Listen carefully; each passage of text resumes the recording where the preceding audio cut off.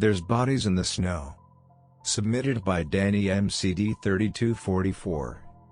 It was a cold day in northern Nova Scotia, and me and my wife were taking our honeymoon here, a week after getting married. It was our dream to discover the world together, and we decided to start in Canada. It was about the third day here, when a blizzard came out of nowhere, so we decided to stock up and lock the cabin, trying our best to stay warm.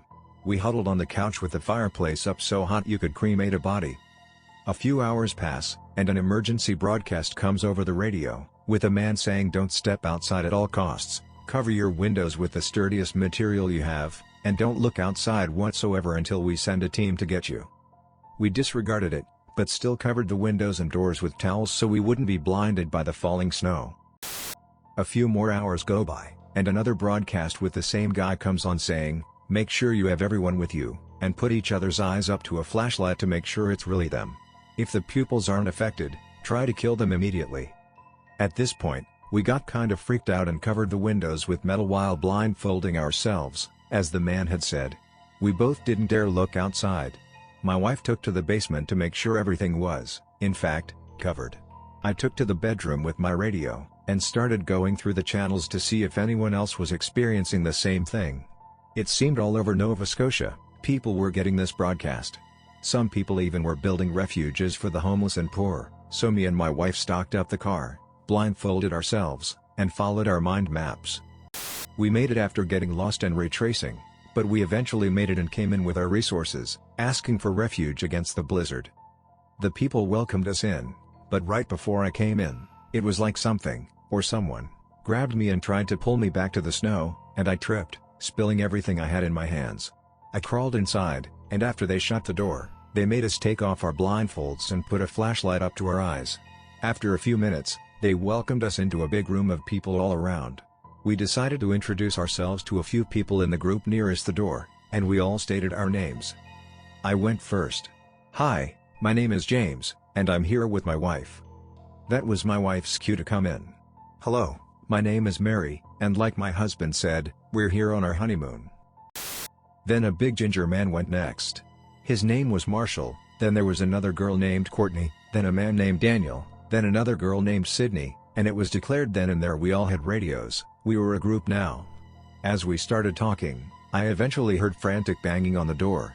I decided to help this time, and went to the door, but something was off, though. They weren't opening the door. When I asked why, all they said was something along the lines of we have enough. I got a flashlight and asked to check the door guards, they refused, so I pressured them.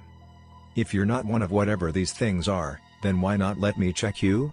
It's harmless after all. And if you refuse again, I just might have to alert everyone here. He still refused, and so I went to my group and told everyone that we needed to check the door guards. They got confused until I told them I heard banging on the door, but they told me to ignore those.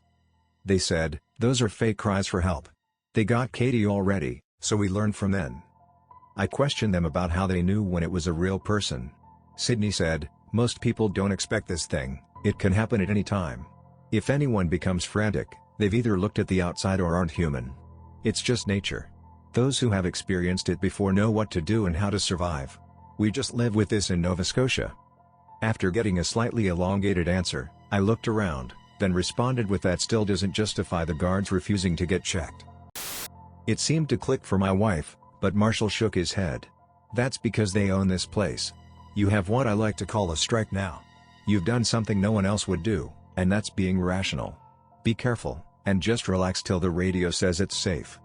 I didn't question anything else anymore, and just went back to talking. Eventually, we saw someone else come through the door, and everyone fell silent. I didn't know why until I realized his legs had huge gashes on them, and he proceeded to fall forward onto the floor. I rushed over to help the guy to the couch, checking for a pulse. He was still alive, by whatever miracle happened to him.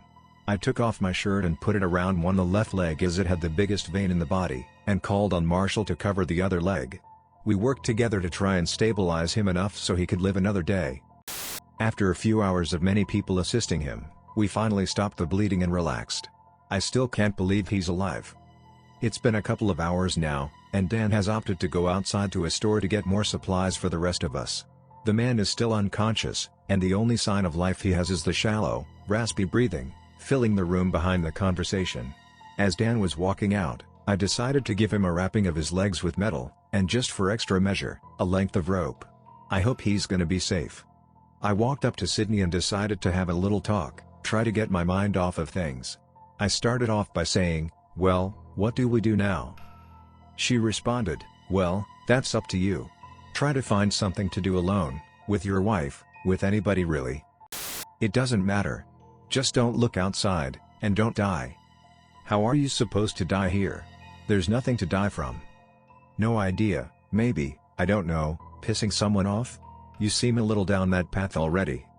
"Hey, I didn't know they own the place, and I just helped save someone's life. Can you cut me a little slack here?" "Maybe. Just don't piss me off for the next 15 seconds, and I'll let it slide." "Well, do you want me to talk or not?" After not getting a response for well over a minute, I walked away to go talk to Marshall while my wife took my place with my Sydney. Marshall starts off, and it revolves, "Well, what do we have here?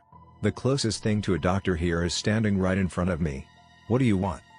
"I'm actually here to ask what you were going to do and if I could join you. I'm kinda bored."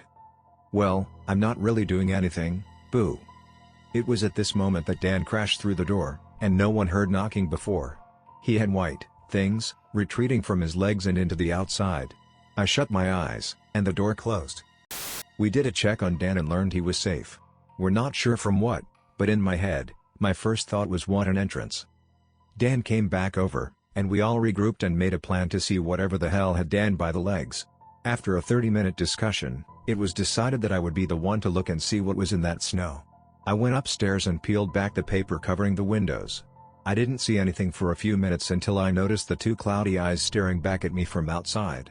Startled by my sudden discovery, I jumped back and let the paper back down. They asked what was wrong, and I told them to stay away from the windows. After regaining composure, I stood back up and looked outside again. I saw them again, but this time there were 6 other pairs of eyes, and they were all looking at me. I started to feel a bit paranoid, not like I am now, and kept looking. Then they stood. They stood up on 2 legs, with almost deformed bodies. They were skeletons with skin. I still can't get the image out of my head. It's still snowing, and I don't dare blink in case they make it inside. They're watching me, I know it.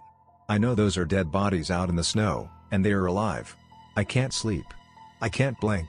And with what sanity I have left, I have to let this out to the world. There are dead bodies out in the snow.